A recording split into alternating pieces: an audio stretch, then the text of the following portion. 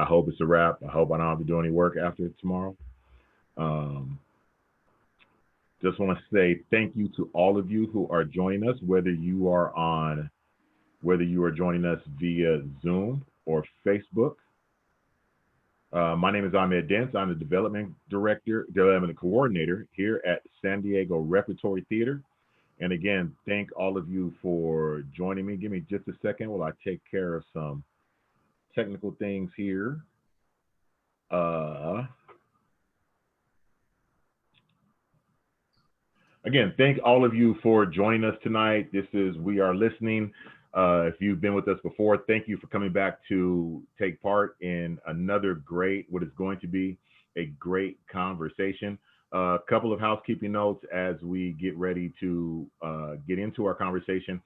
I want everybody's in the room right now watching, make sure that you have your microphone and your camera on mute. Your microphone and your camera on mute, please. Uh, yes, your microphone, your camera on mute. You might, if you know how, you might want to go into your settings and make sure you are only have everything set on speaker view, so you'll only see me and my guests in your camera settings in case someone does turn their camera on. So again, please go ahead and make sure you mute your microphones and turn off your cameras. Again, for those that's coming in, my name is Ahmed Dents, Development Coordinator here at San Diego Repertory Theater. This is We Are Listening.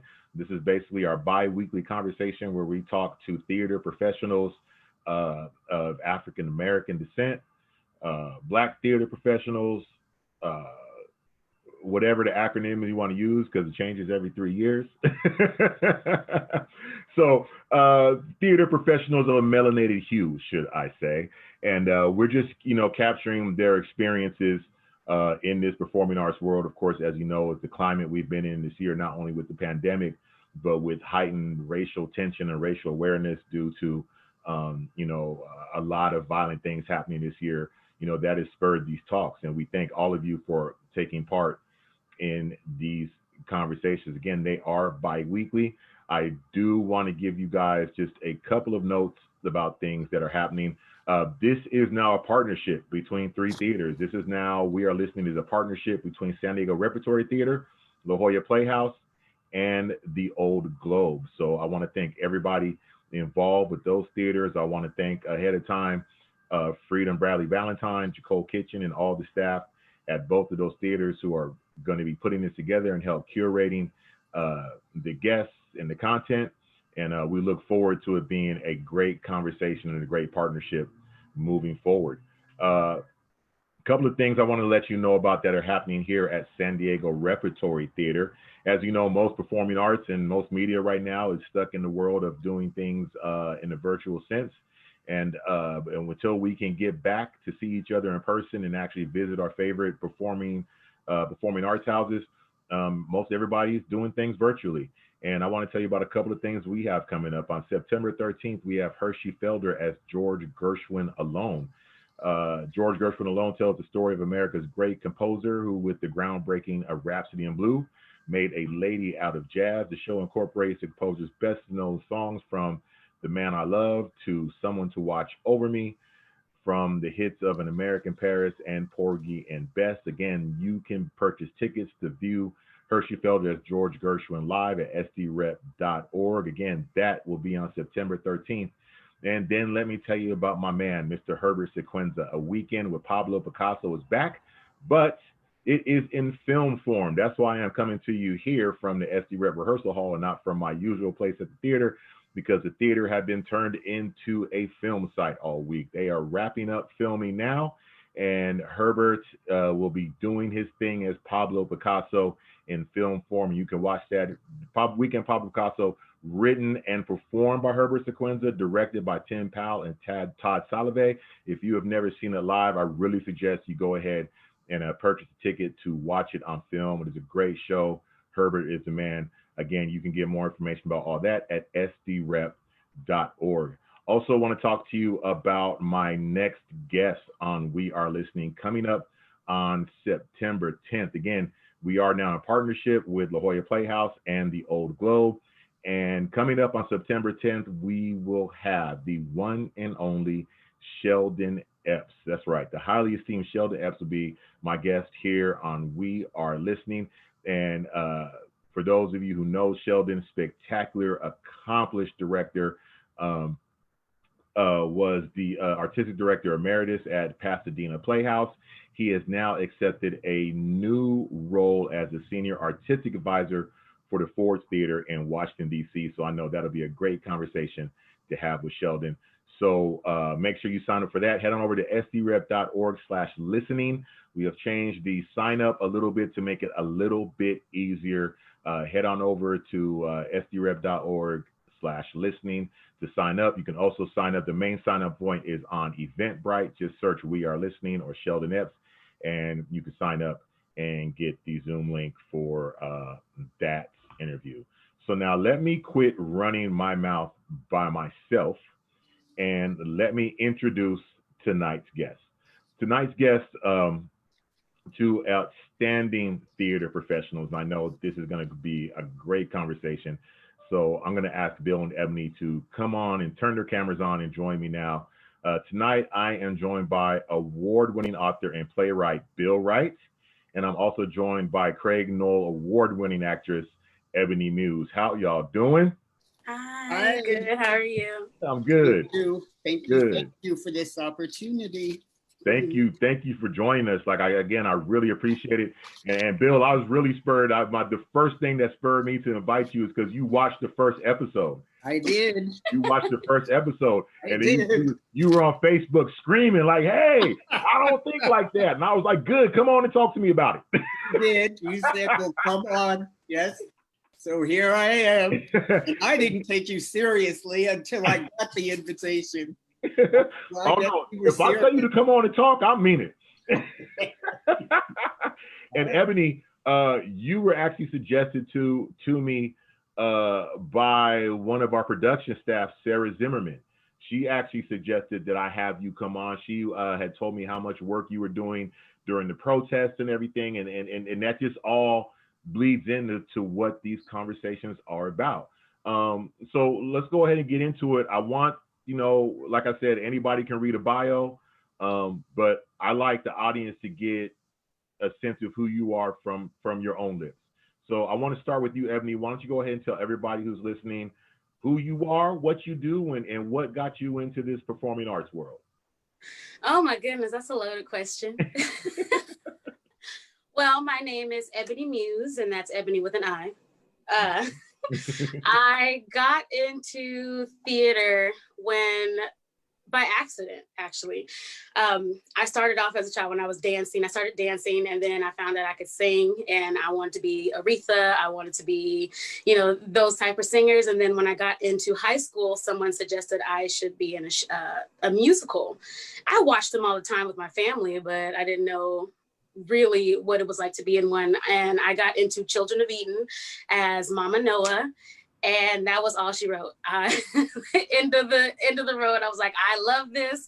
I can act, I can sing, I can do some dancing in this, I can do all the things that I want to do. And it was I fell in love. So musical theater was my first love. That's right. And I've been in things such as Chicago. I've been in Children of Eden. I've been in Little Shop of Horrors. I've performed at SeaWorld in their Christmas shows. I've done, I played Audrey too in Little Shop of Horrors, which I just did. But I got to play Audrey too. I was a real plant, talking, moving, eating people. So that was fun. That was a new experience. Right. And I won the Craig Knoll Award for Motormouth with San Diego Musical Theater. Done some other things, but keep it short.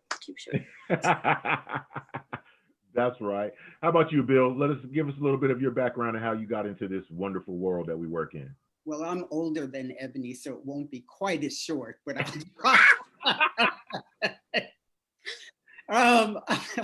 I actually was born in New York, moved to Connecticut, and came back to New York.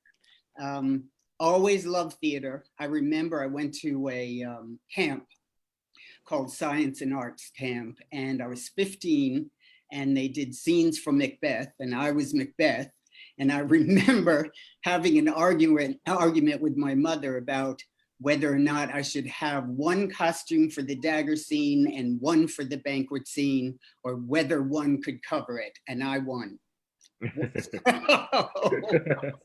So we can jump ahead to after high school. I took a year off and I got a job during that time at the Public Theater. And I started as a prop runner and then got graduated to prop master. And it gave me a real opportunity to see some wonderful people up close. Morgan Freeman, E.D., Gloria Foster. I saw George Faison when he was still a choreographer, had a dance company. And then I auditioned for NYU. I decided that I didn't want to stay at the Public. At that point, after you did props, you would be an assistant stage manager, and then you would move to stage manager, then you would be production stage manager, and I didn't want to go that route. So I auditioned for NYU, got my degree there. And I think after our presentations, at the end of your coursework, you have presentations, and that's where the agents come and the theaters come. And I remember very distinctly for the first time understanding there was a separation between what they called leading men and character men. And on the call board, I had all these rep companies to do Shakespeare and about 3 commercial agents. And I was very upset because a lot of people got commercial agents. And the 3 that picked me or wanted me to represent me weren't that good, but I also didn't want to leave town. I didn't want to be in Ohio Shakespeare Company or Nevada Shakespeare Company. So I was very discouraged, and I decided, I mean, to be a character man as a man who's not of color is already difficult. As a man of color, character men have a really hard time getting jobs, especially if you're not singer dancer first. And I was actor first. So I went to grad school and got my degree in playwriting and directing. And then 2 years later, because I'd always written, I published my first novel. And I found also that with publishing, it's manuscript first, not, oh, he's Black, we have to think about whether or not we can hire him. So an editor first will look at your manuscript and decide you're a good writer and they want to publish you, as opposed to auditioning for a casting director and trying to figure out whether or not they want to go Black. So I stayed with my writing and published more novels. Checking my notes, Ebony. Ebony said, do you have notes? I absolutely do, because I remember everything. Oh, I also wanted to say at the Public Theater, Joe Papp, who started the Public Theater, was actually the reason he did and so committed to diversity was because he was a first-generation American and his parents were Russian Jews. So he was determined to have a theater that represented New York City. So to be in that environment, and that's why I got to see people like Morgan Freeman and Gloria Foster, because he had no problem bringing them in to play roles that they wouldn't ordinarily be playing. After I started writing, I pretty much stuck with novel writing and then started to direct again and write plays again, and had some, well, certainly I have been published. I have 4 novels published and done some directing as well. And then I decided to move to San Diego. I think that the city is representing what's going on with the country right now, and it's rough. It was rough for me. Yeah. And I decided I wanted to come to a different environment. That's right. And that's a great segue, as you said, like the city representing what's happening in the country, because it is a rough time for everybody. This is a rough time. Like, this is a rough time, especially, not just especially, it's a rough time for everybody, and it's about almost every industry, unless you're like unless you work in the stock market or you run hedge funds or something like that. Like, unless it's something like that, or you own a corporation, it's pretty rough. I tell people, that I've mentioned all the time, I a 15-year career in radio, was wiped out just due to our situation in coronavirus that I had. So, and I've watched friends in this media world and in this performing arts world who are really struggling right now because we can't do what we do. I pulled actually some statistics. Let's do it. 2017, Actors Equity Diversity Study reported that 8.63% of all of the principal contracts in that year. 8.63, and 2.3% in management. That's pretty rough. That's rough. Yeah, that's rough. And so here we now are in 2020 with, that's already decimation in itself. Right. And so here we are now having now a kind of a hyper conversation that we've all had amongst ourselves, amongst ourselves at the tables and in the side of the office, or at the corner of the opening night, or in the theater, or we've had amongst our family members on the challenges of being in this mainstream space of theater, in this, like, I don't, like I said, I only know it from the administrative side. I don't know it from the performer or writer side, only from what I've been able to see. Right. So let's go to you, Ebony. If you could you outline, because the people who are watching this generally want to know, if they don't know, or if they halfway understand, they really want to know what we're talking about or what we're seeing. If you could, Ebony, tell me, what are some of the challenges that you have had during your career or during your time, and what you've seen since you've been in this performing arts world? Personally, I would say that on an individual level, that I've been pretty blessed, mainly because I have my family to help me with a lot of things. So as an actor, I don't solely depend on trying to make money as an actor.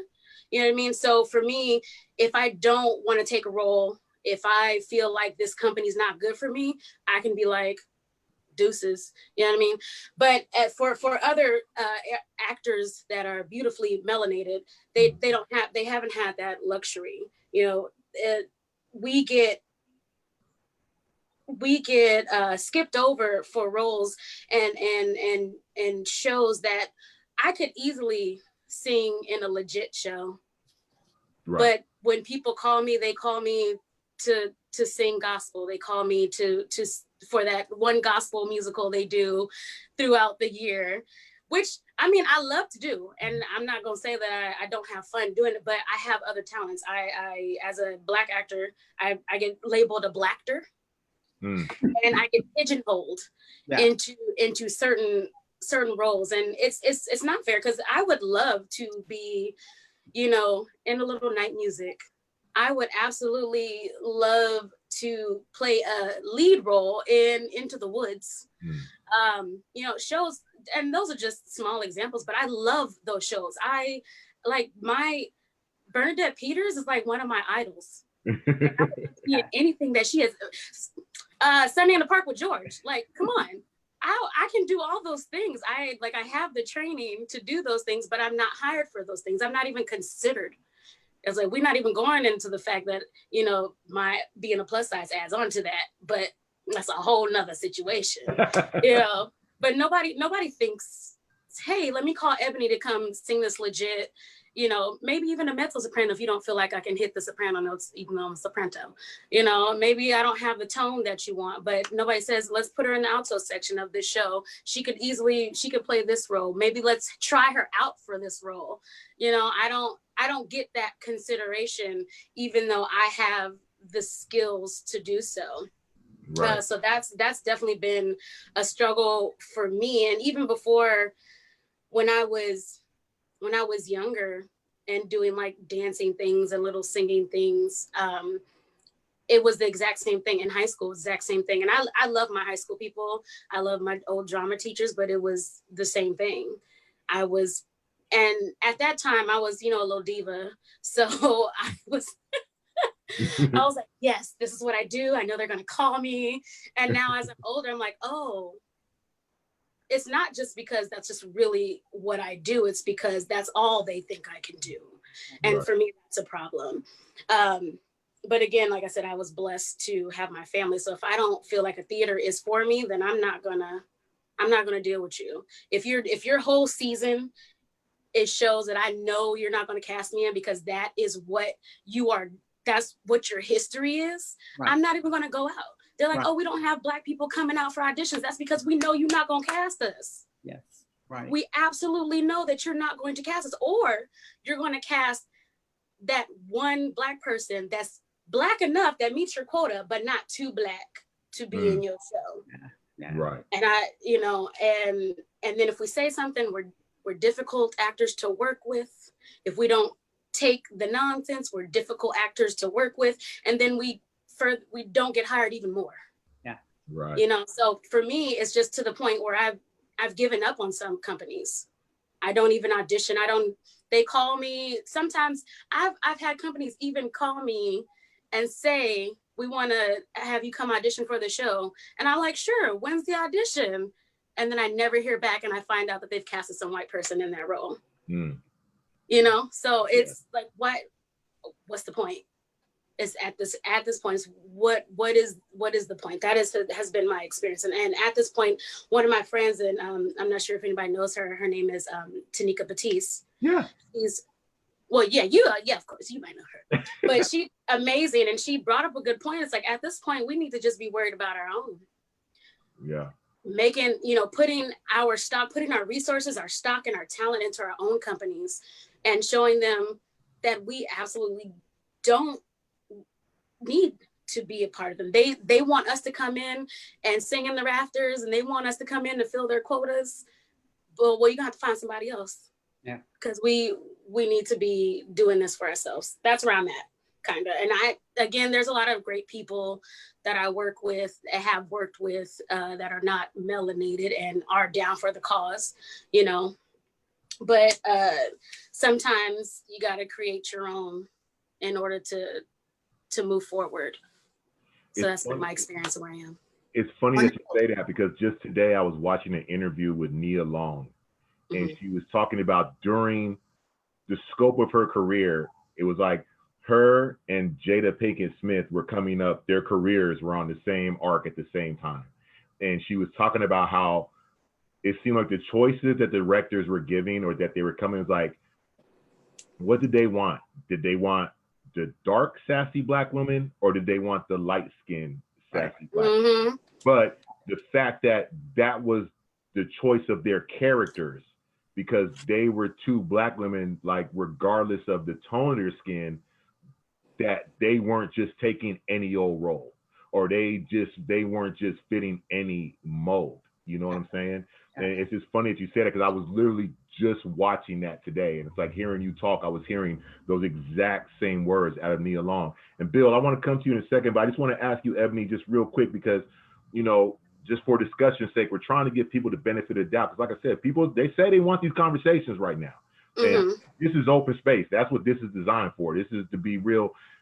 How much of it, in your opinion, that you've seen, that you can gauge, is a conscious decision to be that way, or being that way somewhat out of being ignorant of your own latent racism? Or is it a mix? I want to say it is a mix. From the people that I've personally dealt with, it has been an ignorance that I've, for some people, been able to speak to and enlighten. And then there are some people, and this is from experience from my peers that I've heard from, because I haven't personally dealt with them. Mm-hmm. It seems like a lot of those are willful, because we've had these conversations before. That's the thing. This is not the first time we've had these conversations.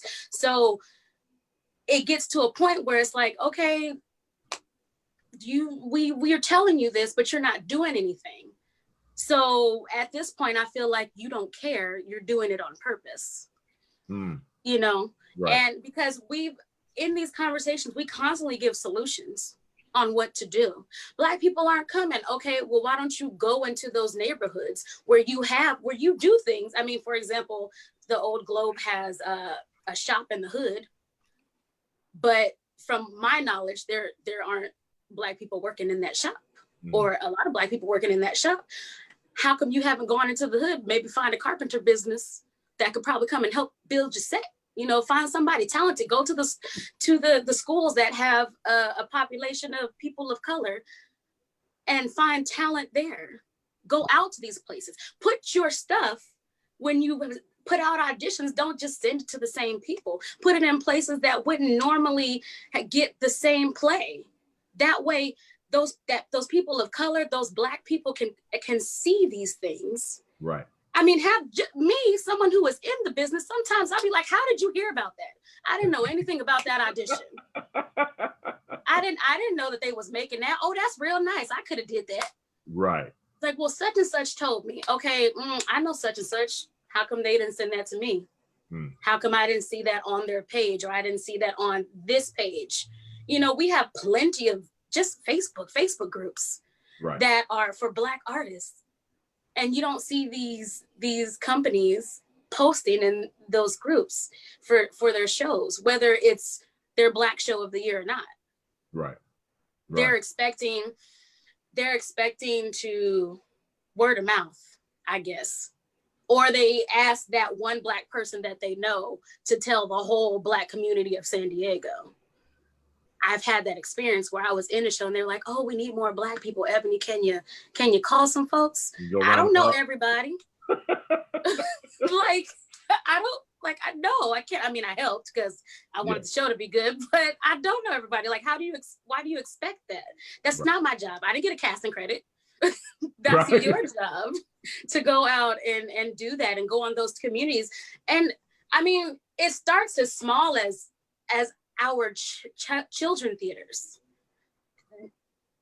Not thinking about some of the things that have come out lately, but for our children's theaters, how come you're not finding those little children in the hood that have the talent? You're depending on and I'm gonna say the low rich white girl's parents to come through, and then you give her all the roles. And then when you have your little brown ones that come up, they can't do it, one, because it costs too much. That's one thing. It costs way too much.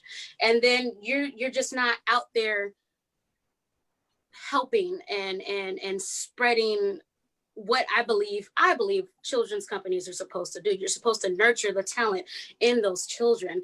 And you're not doing that, but still trying to put on hairspray. Still trying to put on Once on This Island. It's not for you.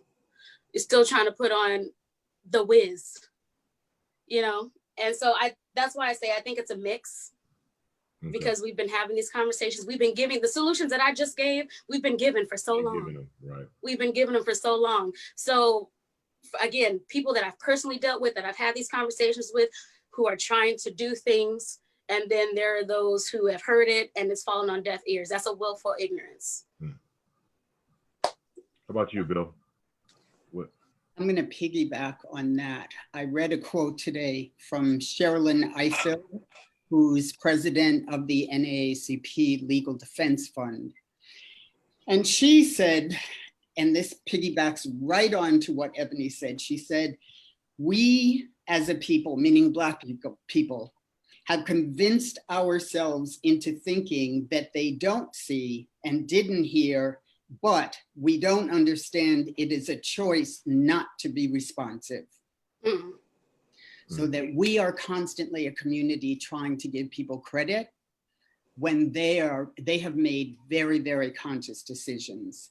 I agree also that people can't show up for an audition if they don't know about it. And a lot of times people say as an excuse, well, don't you want the best man for the job or the best woman for the job?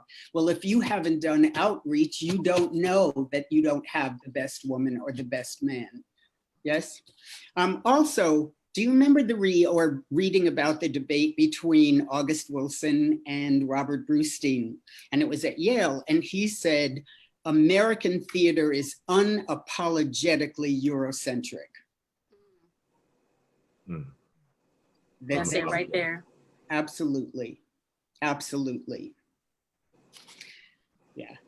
And I also want to talk about, and it's something else that Ebony talked about, and that is creating our own. Mm. I think it's really important. I think that because there have been so many years that we have been in this position of saying, would you, could you, please, that I think, you know, I want Black theaters, there are so many wonderful writers out there. And I would like them, our people and our theaters, not to resort to the old classics and to do some of the new works. And again, I think that piggybacks, we have musicals that we can do. You know, we have people who write wonderful musicals. I'm working with a person right now, Carol Foreman, who is Wright, and she's written musicals. And I said to her, well, why don't you do them? And she said, it's hard because people always want to do Raisin in the Sun, right? Right. Right? Or you're in a situation where your musical is mismanaged. Yeah. You have one idea, you have one mission, and that's not what's on the stage.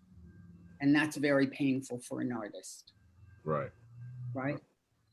I had something else. I want to talk about mission specifically.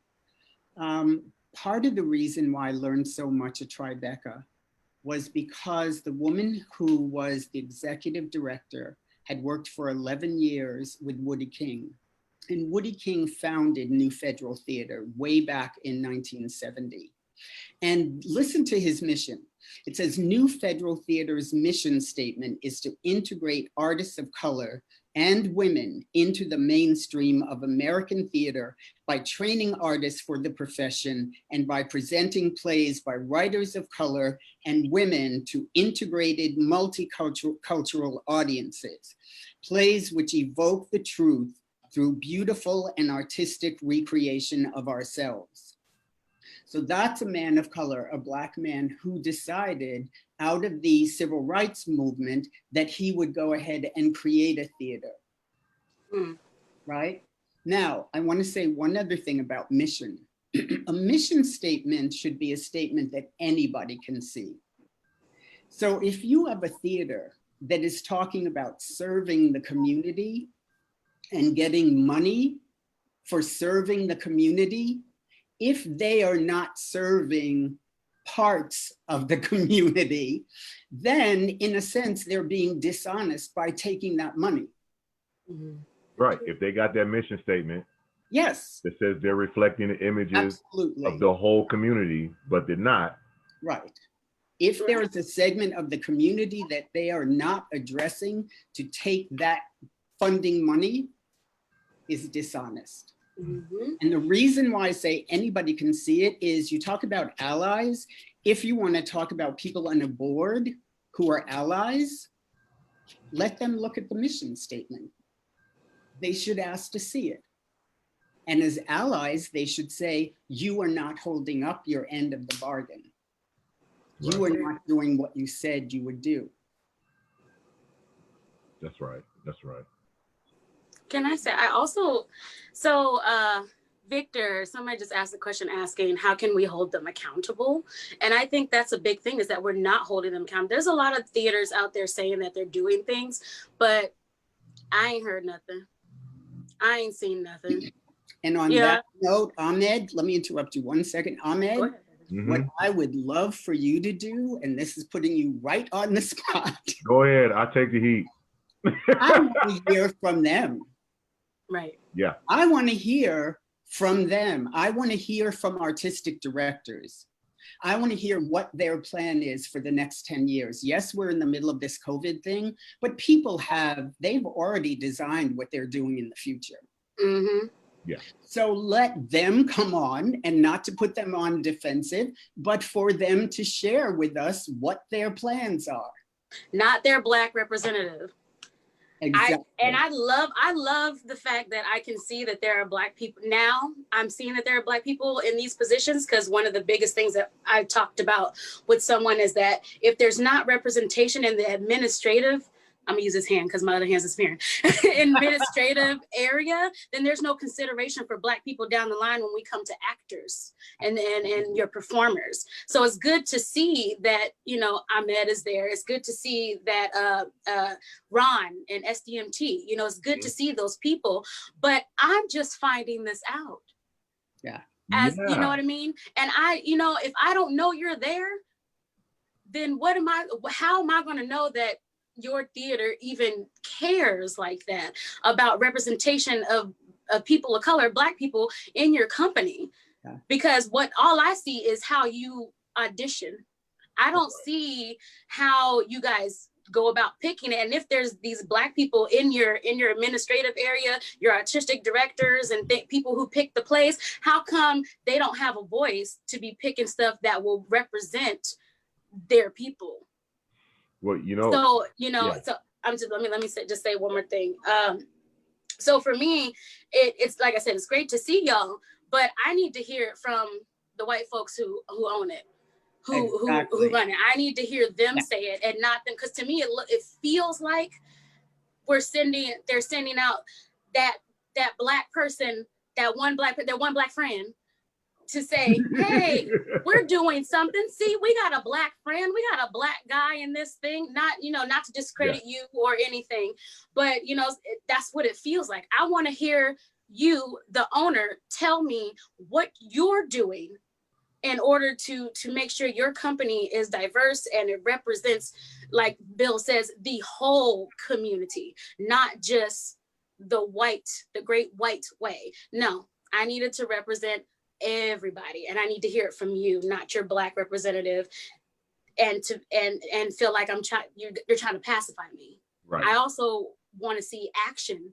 after I hear it from you, and not just here's some peanuts, here you go, be happy, don't bother us, don't, you know. No, I need to see something that makes me say, okay, I don't need to talk to y'all no more. Right. You know, so that's how I feel about it. Right. We know to that point, you know, sustained action. Sorry. Nikki Cooper, who was a friend of mine, she used to be a box office manager at La Jolla Playhouse. She works at a venue on the East Coast in New Jersey now, and hopefully in the next couple of weeks she'll be on here. I remember when we here at the Rev, we switched over to a ticketing system that we use right now, and they had a national conference. This is the first one that we went to. And it was here, the first conference I went to was here in San Diego. And I think this was like in 2012. And I remember, because this conference is really about the software. So it's mostly an administrative conference. It's mostly administrators, ticketing, fund development, stuff like that. Not much artistic, not much production. And I remember that conference, even that year, was probably a conference of about 1,300 people, like administrators. Mm-hmm. And I remember me and Nikki, and I probably could fit the rest of the Black people still on my one hand. There might have been 5 or 6 of us out of about 13. I'll push it to 8. There was only a little bit of pepper and all that stuff. I still say it wasn't going to be on both hands. But from that day forward, me being in administration has always been a thing for me. You know, it's always been a thing. You know, and I've seen it creep up a little bit more over the years, a little bit more, you know. And the thing about when, you know, Sam and the artistic staff asked me to do this, you know, because I'm known around here as one of the people, yeah, you got to shut that dude up. Like he's Like he's gonna say what he says and do what he do. But you know, one of the things I told Sam, I said, okay, the way I'll do this is because I want to know why you're doing it. I'll host it if I know that there's honest action behind this, and I'll do it if there's no censorship. In other words, whoever comes on, they got free reign to say whatever they want, whether they used to work here, did business here, got beef with us here, got, you know, like plan to have beef with us here. Like, there's no, like, that's the only way I'm going to do it. And they were like, no, okay, it's 120%. And now we started things where I've been like, okay, we need to have some meetings and talk about what's being talked about here. Like, we need to have some meetings and talk about what's coming out of this and what's going to move forward from this, because it is literally like, yeah, what's the action behind it? And yeah, we need, like, and it is just like you're saying, it's one thing to have me here doing this and hosting this and talking, you know, but yeah, somebody's going to have to come out from behind the curtain one of these episodes and come out and do some talking. And that's not just coming from me. That's just what it is. That's just what it is. It's like you're saying, it's like people aren't going to want to hear from me on this conversation for so long, because it's going to be just like, you, okay, they got Ahmed out there, but what is Sam talking about? What is Larry talking about? What is Todd talking about? What is Barry at the Globe talking about? What is Chris at Playhouse talking about? What is such and such talking about? What is such and such at North Coast talking about? Sooner or later, yeah, this is great, and I can speak the language and we can get in real talk, but sooner or later someone's got to come down and present the face and talk. And so that's what I'm saying with you. I absolutely am 120% behind it. And even with this now being a partnership with the Globe and the Playhouse, everyone who's behind that has that attitude. You know what I mean? Like, everyone else who's behind that at the org has the attitude like, okay, but we're gonna have to get the brass tacks with this. You know, like, it's gonna have to come down to it, because it's like you said, I'm at the point where I lost my career on radio, but I was always the late night guy. I was always you got the deep, smooth voice, man. Let's keep you on at night. Let's keep you doing the smooth thing. But I don't have a desire to go back to that. I don't have a desire to go back to that now, because I know how my skills transfer. I'm at the point where I'm like when it comes to broadcasting, I'm to the point where, like, I can do my own thing. I don't need to go back to that. You know what I mean? Right. I think we're seeing a lot of that now in the theater community as well. Yeah. Also, to Ebony's point, in terms of casting, I think we need to ask artistic directors for principles, as opposed to them saying, well, we have one Black guy in the chorus. There's a difference between diversity and inclusion. So if I know that I'm doing a little night music and she's on my list, that's different from me saying, well, she can sing, so let's put her in the chorus because we're sure she's going to deliver there. Mm-hmm. And that's something an artistic director can speak to, because let's remember that an artistic director is making decisions based on their worldview. Mm-hmm. And if you are not included in their worldview, you suffer. Mm-hmm. Yep. Or whatever their view of you in their worldview, that's right. That's what it's going to be. Right. And I think that's where the change has to happen, is people have to speak up and say, well, have you looked at Ebony for this? You know, and if somebody's saying, oh, well, we hadn't thought we'd go in that direction. Well, what direction are you talking about exactly? Right. And what is the problem with that? Right. Why is my color a direction? Yeah. You know what I mean? Versus it's my talent. And the fact that you don't even think, like, when you say direction, okay, are you thinking, it makes me think, when you say direction, are you thinking my color, or are you thinking because, oh, she gonna go out there and belt? I know what little night music is. I done had training. I know what type of singing happens there. So why would you think I come in there and try to do some Dreamgirls type stuff? Right. And it goes again with worldview, that if I don't see her as Desiree it is, then I'm not going to bring her in. Mm-hmm. It would never occur to me to cast a Black woman in that role. That's my worldview. Right. Yeah. And what's in casting has to be able to say, well, you really need, I have 5 Black women who can do this. You need to see them. Right. And it's like, it's not like we're women who can, and especially women who can sing that way, they're not super unique. I mean, everybody's not Audra Mcdonald, but you know what I mean? There are more women who can sing in that way. Not that I could sing like her. I mean, I'm not gonna claim that. But you know, I have the training. And what's sad is that, and I think it's not just me, but other actors who have the same problem as I do, is that at this point, I would actually be excited to be in the chorus of Little Night Music versus getting a principal role. You know what I mean? There's certain shows where I'm like, you know, chorus, I don't know if I would actually take that role.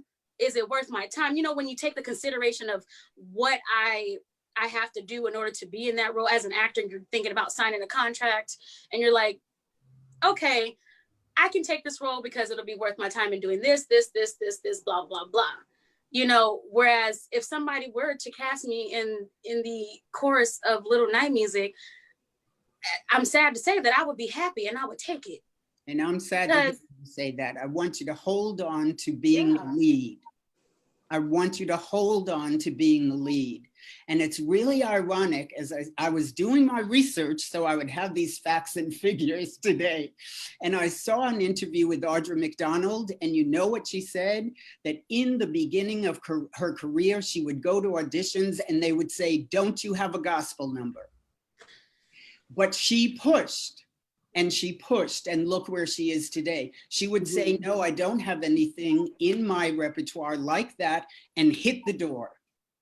No, I want to piggyback on that, because it's something you said, and I don't mean to say you feel like that, but it can become internalized, is when you said other actors who have like that same problem. I tell this story only because this part of like the radio world it coincides with the acting world, because the radio world is the same way. Like, you could have a gig and it can be gone tomorrow, and you got to go, and you got to for voice work, and you got to submit, you know, you got to do that stuff. And I remember going for a gig and, you know, submitted an air check. And I remember the guy saying to me, well, you know, you definitely sound Black. And I replied to him immediately. I tell this story, everyone hears this story probably a million times for me, but it's so important. And without missing a beat, I said, well, yeah, it's probably not going to change anytime soon. And him, without missing a beat, replied to me, oh, well, you know, such and such had that problem. Now, two things came from that. Number one, that problem. And number two was, I didn't even know that guy was Black. Wow. Because someone told him that. Somebody somewhere told him that, and he internalized it, and he took it to heart. And I know other Black people in broadcasting who internalized that. And the next time I heard them on the radio, they sounded nothing like I heard them sound last year. And from that moment forward, this was early in my radio career. I wasn't even on air yet. From that moment forward, I told myself, you are never changing how you sound. And now 15 years later, whether I lost the gig, the station with belly under, there has never been a time where my voice didn't find its way to broadcast, because it's my voice. Yes. And so it's just like Bill is saying, and it's just like you were saying, like, I know you weren't saying it like that, but it's just sometimes the language can become embedded to younger people when they hear it. You know what I'm saying? And the way it's presented to me, I'm just a fighter. I just don't like losing. I'm just competitive. So when the dude said it to me, I was just like, I'm John and Aura's son. What are you talking about? A problem? That ain't a problem. That's me. You know, and so to your point, Bill, like you were saying, like, don't lose that. Like, don't let no one tell you that. Don't let anyone put that, you know, even in anywhere in your soul. Right. You have to remember, you are not a chorus person. That's not what you do. And hold on to it. I want to tell everybody, make sure if you have questions or comments that you have for Ebony or Bill, go ahead and submit those right now, whether you're watching on Facebook or whether you're watching on Zoom, and we'll get to asking those. I want to go to Ebony and Bill, and we've kind of been having this, but I kind of want to get kind of a summation, flash forward now. We've kind of been talking about it, but again, like I said, here we are.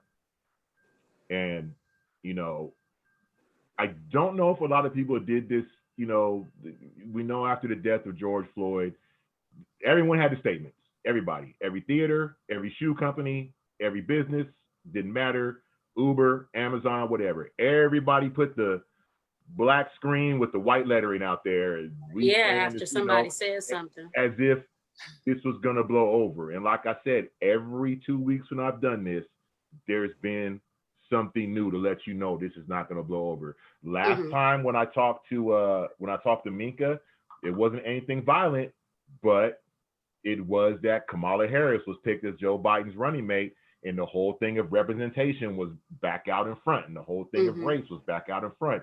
Here we are talking to you guys now. Just 2 days ago, we've had the killing of the man in Milwaukee, and now the killing of the 2 other protesters, and race is back out front. And so, you know, people need to understand this is not going away because you made a statement. This is going to continue happening, and people are aware this is happening. And now that you've made the statements, people who donate, corporations, if you look at the Mellon Foundation, we're not giving anybody money anymore who's not doing real. You can't just tell us you're doing the work anymore. We need to see the work you're doing, or we're not giving you money anymore.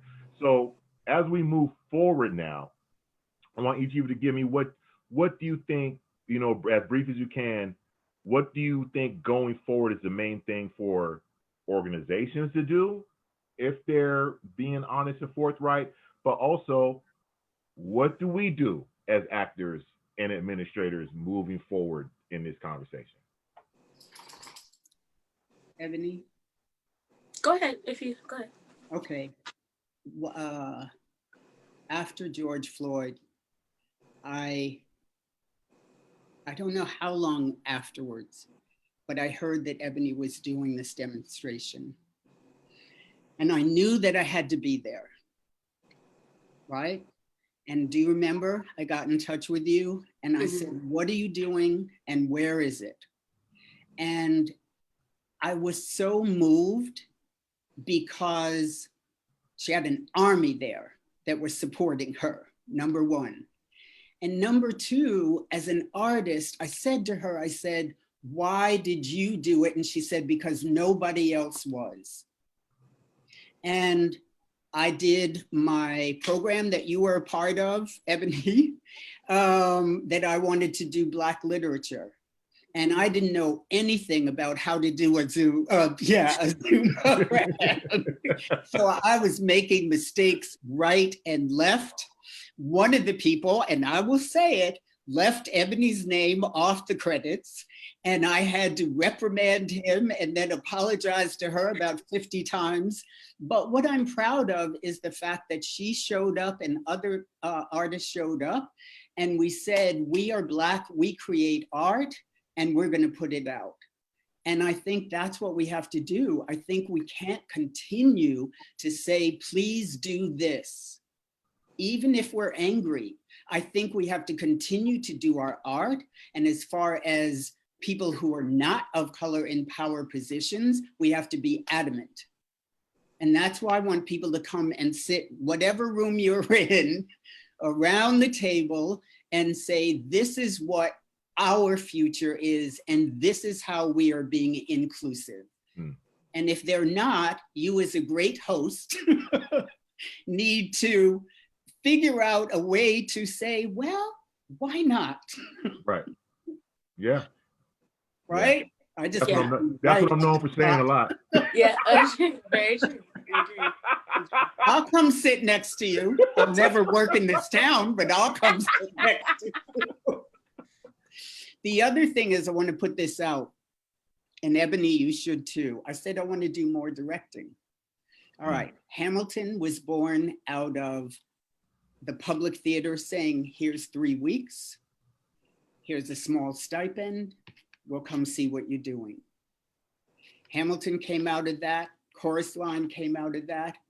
Why I would like these theaters to say, if you feel people are not qualified but talented, give them 3 weeks. I am more than happy to go into a lab situation and you can come in and tell me what you think about it. So I want every artistic director who is out there to hear, I am willing to do that. That's right. Very true. I agree. I absolutely agree. I think for me, going into the future, piggybacking off of what Bill said, we definitely, as a community, and I'm referring specifically to melanated folks, we need to focus on our own. It's okay to have these talks. It's okay to give resources to these theaters. It's okay to answer their questions. But I think at the same time, we need to be building.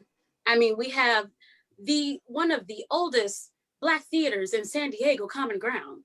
Mm-hmm. You know what I mean? With Miss Yolanda as the artistic director now, right? Yeah. And the theater is right now in the ECC, and that is a beautiful big theater, and it has lots of room for us. Know about. Yeah, nobody knows about. And I've performed in that theater, and we could totally, if we brought all our resources together just for a show at Common Ground that wasn't Raisin in the Sun, we could absolutely put on something gorgeous. Yeah. You know what I mean? And meaningful, and have it be just as good. And it could be a classic, it could be a new show. I mean, La Jolla Playhouse thrives off of new playwrights. Yeah. Why can't we thrive off of new playwrights, new Black playwrights? Yeah. I think like I said, it's okay to give these theaters the help that they need if they actually want to help. But just in case, and actually not even just in case, even if they do what they're supposed to do, we should still be building our own, period. Absolutely. That's what we need to do. And I think absolutely, like Bill said, I'm if you don't want to put someone on your stage because you're worried about the not getting the money that you thought you would get if you had put on Buddy Holly, I'm naming shows I'm in. I was in, like, you know, or what is that? Smokey Joe's Cafe. Mm. You know what I mean? If you're concerned about money, then yes, give a little change, and I'll come in and do a 3-week workshop to help a Black playwright get their stuff off the ground. I mean, I work with my friend of mine, Richard Allen, and Taryn Gray, who wrote Freedom Riders, which is a civil rights musical. I've been working for them for years on their show, and it has not gotten the attention that it should have. And the music, the book is amazing, but it ain't on Broadway, which I'm like, I don't understand. Right. It's better than some of the shows that are currently on Broadway, to tell you the truth.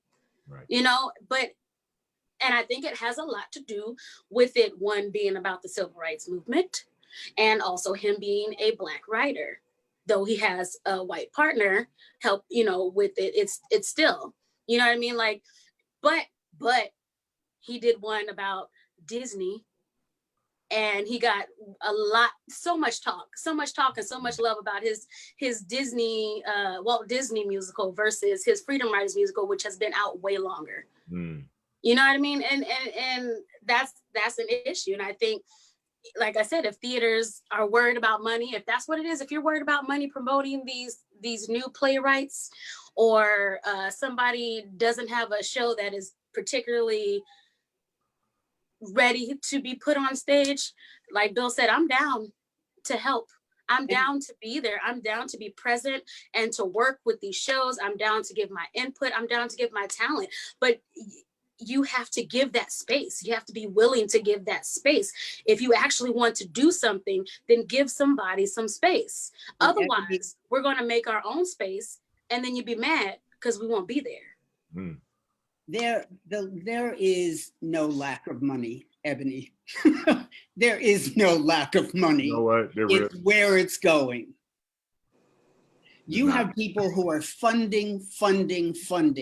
And that's why I'm saying, if they are truly allies, look at the mission statement and say, I am not giving you $50,000 until you do something with Black people in the lead. Yeah, but it's the funding. The people who are funding, our folks ain't worried about us. That's what I'm saying. Like a lot of these theaters, I know that some of these theaters, just from being in, I've done administration in theater, not here in San Diego, but outside. I've been in that administrative world before. And I know that a lot of our donors are old white people. And those old white people want to see Black folks shucking and jiving, not being, that lead that actually has a heart and a story arc. So when they come in to see a show, they're not going to donate most of the time. Right. They're not going to donate to a show that is full of people of color, not shucking and jiving. Like, they love Little Shop of Horrors. They absolutely love it because it's people of color, Black folks shucking and jiving. Great music. I love the show. I do. And it's not I wouldn't say it's a show that is problematic, but it's in that same vein of thought, you know, when they see that. I mean, when I did Buddy Holly, I was a torch singer. I got on stage and I was a torch singer. All the old white people, who, thank you very much for the compliments, came up and was like, oh my goodness, it reminded me of this when I was this old. And, and I just loved it. I was like the favorite part of the show because, I mean, you know what I mean. Yeah. You know what I mean? And that's a problem. That's an issue. Sure. So those people are going to donate to see those same things, not Black people who have a story arc, who have feelings, who have issues that they can actually relate to. Yeah. They don't want to relate to that. I don't count anybody out, and I'll tell you why. It's because there are people who decide to build theaters, and it's backbreaking to be a producer, especially a producer of color. But you have to ask that 10% or that 5% to say, we need this money, and you just have to work at it. And if you don't get that 5%, then you go to your own community who may have less, but they need to put in their $10. True. I will say that there's a theater who, despite everything and their donors, I've seen it, will still put stuff on New Village Arts in Carlsbad. They are in a very, very, very, very, very, very conservative. It's a beach town, but it's heck conservative. Yeah. And they do shows full of women. They do shows full of people of color. They do shows with LGBTQIA+. Right. Try to get all the letters, alphabet community. That's what we call us, the alphabet community. And and we've had donors write letters upset. And Christiane will just be like, oh, well, that's too bad. Have a nice day. We're still gonna put it on. You don't have to come back if you don't want to. And I wish more theaters had that attitude. I think that attitude, we could progress. Though I do, as much as they help and as much as they want to put people of color in the spotlight, I think it could always be more. You know what I mean? But that is one theater that is forging forward and doing things for women and people of color, LGBTQIA+, and all the communities, the minority communities. Right. So, and I think more people need to have that attitude. Absolutely. I think what you're saying, I think there's a little bit of a sea change happening. I think there's a little bit happening. I think you're starting to see donors who are kind of like, okay, because I think it does, and you're right, it does take courage from the theater to those people who complain and say, hey, I don't like this. I don't like that Black Lives Matters message that you put out. You have to say, well, sorry, look, we did that. It is what it is. But I also think what's going to make part of that change is, I think what's going to make part of that change now is the big foundations, like the big secret that like theaters need that big foundation money. They need that. They need that big foundation money. And now those big foundations are starting to make that turn and be like, we need to see what you are doing with the money, or you're not going to get as much next year, and you're not going to get as much as the year after that. And like I said, I think what made that giant red flag was like the Mellon Foundation making that big. I mean, it was already coming. I had already seen it coming last year, So I think when the Mellon Foundation finally came out and said, we're just not giving anybody money unless you are unless you got actionable items on the plate. Don't tell us what you're doing. We need to see it, or the gravy train shuts down, And at some point, that has to filter down because people don't want to see their favorite theater go out of business. Yeah. Right. They have allegiances. They don't want to see their favorite playhouse go out. Yeah. And so at some point, they might put up a little resistance for a minute. Oh, I can't believe you had all them colored folks on stage. I can't believe you had all them people on stage. They might get mad for a minute, but sooner or later, they got to come back around because it's still their theater. It's still the theater they've been going through for 30 years. And that's why workshops are important also, because if your big money givers have a problem, if your heart is in the right place as an artistic director, you can still have a small theater where you're growing something and you're not losing a dollar. Right. Very true. Right. Well, Ebony and Bill, I don't want to keep you guys too long. It's after 8. What I want to do is take a moment for you guys to tell everybody where they can find you. What do you do? What do you want to drop? In fact, let's just not even where they can find you. For the people who are listening, I have someone who just asked right now, hey, is this going to be, or am I going to watch this later? I got people who need to watch this because we're getting a lot of people who are coming to watch this afterwards. What would you want to tell the people who are watching and who will watch this, who are a mix of theater goers? There's a mix of administrators watching. There's a mix of actors watching. There's a mix of our whole community in every aspect watching who will pass this along. What's your final word for tonight to everybody watching? Whatever you would want to tell them at this moment. Like, what is it that you want to tell everybody to go do once this thing closes up? Make art. If you're an artist, make art. And don't let anybody stand in your way. And I'm serious about doing it on, as Ebony talked about, small levels, and I talked about, it's fine to go out and do something that's on a smaller level that you believe in and push and hold on to it. And it is a tough road, absolutely. But if you're an artist, don't let anybody deny you the right to make art. That's what I'd say. That's right. How about you, Ebony? I would say, don't see about it, be about it. There you go. That's right. You know what I mean? Enough with all the talk. Enough with, and I understand we're right now with the pandemic and everything. So obviously we don't have any in-person shows. I get it. And people aren't making money right now. I totally understand. But But people are making plans. Right. So when we come out of this pandemic, post your plan. You have a page and y'all sending emails and posting things about, oh, come take a look at these past artists, or, hey, this is what we did in 1975. Why don't you post to me what you're doing in 2020 to make your theater diverse, inclusive, and people can feel belonging. Right. What are you doing? What is going to be your step-by-step plan? Who are you planning on hiring? Yeah. Who are you planning on casting? What is your season going to look like? Can I get more than one summer or winter musical? Oh, the 2-week festivals are what kill me. We're going to have Black theater for 2 weeks.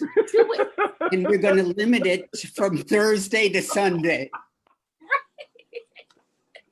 And if you don't do those 2 weeks, you won't see any Black theater in our theater. Well, because that's the only time we acting right. Right. That's it. We don't do it no other time. Right. Go and put some money somewhere for those people, for those folks, because a lot of people who deal with theater, you might not be making money from your theater, but you're making money somewhere else. Go donate to a Black theater. Yeah. Go donate to a Black artist. Yeah. You know what I mean? Yeah. Go see what they're doing and actually put yourself in what they're doing versus, oh, let me go watch that Zoom. No. Do something. Ask them, what can I do to help? What can I do to make it better, to be a part, and then do it? Because that's the dirty little inside secret, right? When everybody says, well, I don't know if it's going to make money, because everybody's putting on a lot of shows every season that don't make no money. Mm-hmm. Mm-hmm. They break even. Mm-hmm. Well, look, Ebony, I'm going to let you go. Bill, I'm going to let you go. I think. Do they want to do the question and answer? I think people have been just commenting along with us the whole time. There's not any questions, but people have just been commenting along with everything we said. We've been having a little chorus here going on. Right? It's true. I mean, I've seen a lot. I think we already lost Bill.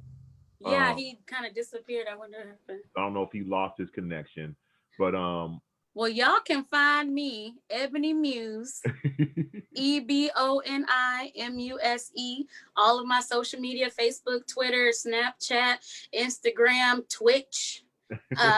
You can find me under that name, and I'll put it in the chat. So. All right. Ebony, thank you very much. Bill is not still on, but Bill, I know you'll hear this later on, and I'll send you an email. Thank you very much, Bill, for joining us. And Ebony, and this goes out to Bill too. I really want you guys to come back in the near future. Of course. We really want to expand this, and we do want, and there are plans to expand this, like you and Bill were saying. We do want to expand this to have administrators come on, to have other people come on and expand this conversation to include more than just the melanated skin. We want this to be an actionable item. We want people to come on and have an honest conversation and expand it. So I definitely want you to come back, and I thank you for joining us tonight. I really do. I appreciate it. And anytime. Everybody who watched tonight, thank you very much for joining us. Remember, coming up on September 10th, Mr. Sheldon Epps. I'll be talking to Sheldon Epps. It's going to be a great conversation. Head on over to sdrep.org/listening to sign up, or go on Eventbrite, look for We Are Listening or Sheldon Epps, and sign up and get the Zoom link for that. And thank all of you for joining us, and I hope to see you next time again. Ebony, thank you very much. Thank you for having me, Ahmed. I really appreciate it. For sure. And everybody, have a great, I know it's only Thursday, but that's a wrap. Have a good weekend. Bye. Bye.